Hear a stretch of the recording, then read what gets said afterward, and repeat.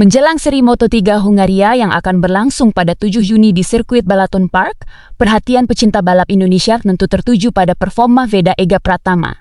Setelah menunjukkan perkembangan yang menjanjikan sepanjang musim rukinya, Veda datang dengan modal kepercayaan diri yang tinggi. Namun, seperti halnya setiap balapan, ada sejumlah faktor yang dapat menjadi keuntungan sekaligus tantangan baginya.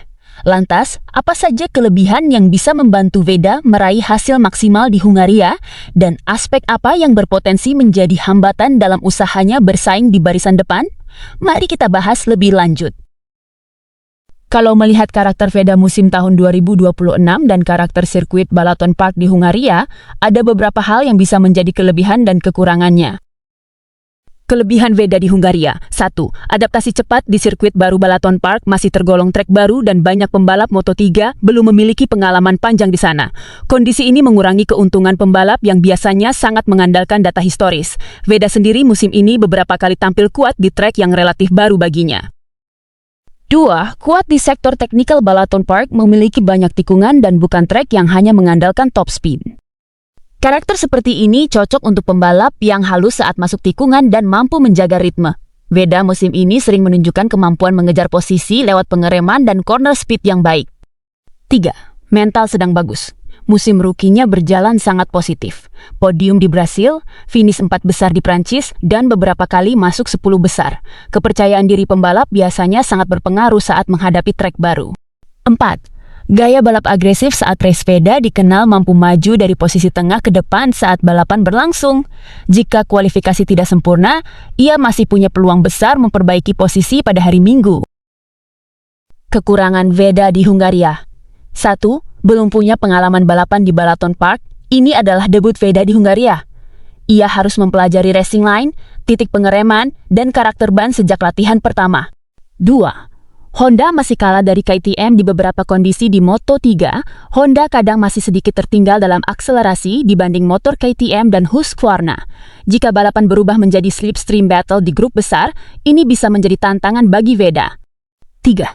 Trek sempit dan teknikal. Balaton Park dikenal cukup sempit dengan banyak chicane dan area pengereman keras. Kesalahan kecil bisa langsung membuat kehilangan banyak posisi. 4. Kualifikasi akan sangat penting karena karakter trek yang teknikal. Start dari barisan depan akan sangat membantu. Jika Veda memulai dari luar 10 besar, ia harus bekerja lebih keras untuk menembus grup depan. Prediksi Veda Ega Pratama di race Moto3 Hungaria 2026. GP Hungaria di Balaton Park menjadi salah satu balapan yang cukup sulit diprediksi karena hampir seluruh pembalap Moto3 minim pengalaman di lintasan ini.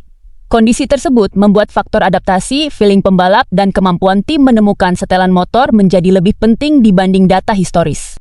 Bila melihat performa Veda sepanjang musim, ia datang ke Hungaria dengan modal yang cukup kuat. Sebelum seri ini, Veda konsisten berada di barisan depan klasemen, pernah meraih podium di Brasil, finish keempat di Prancis, dan tetap mampu mengumpulkan poin penting meski menghadapi tantangan di Mugello. Saat ini ia berada di kelompok atas klasemen Moto3 dan masih menjadi salah satu rookie terbaik musim ini. Prediksi pribadi saya, jika cuaca normal dan tidak ada insiden besar, saya memperkirakan Veda akan finish di posisi 5 besar. Alasannya, adaptasi. Veda di trek baru cukup baik. Momentum kepercayaan dirinya sedang tinggi. Karakter Balaton Park lebih teknikal dibanding trek seperti Mugello. Konsistensinya musim ini lebih baik daripada banyak rookie lain. Pada akhirnya, seri Hungaria akan menjadi ujian menarik bagi Veda Ega Pratama. Dengan kemampuan adaptasi yang baik, kepercayaan diri yang sedang meningkat, serta karakter balap yang cocok untuk lintasan teknikal, Veda memiliki peluang untuk kembali bersaing di kelompok depan. Namun, tantangan seperti minimnya pengalaman di Balaton Park dan ketatnya persaingan di Moto3 tetap menjadi faktor yang tidak bisa diabaikan.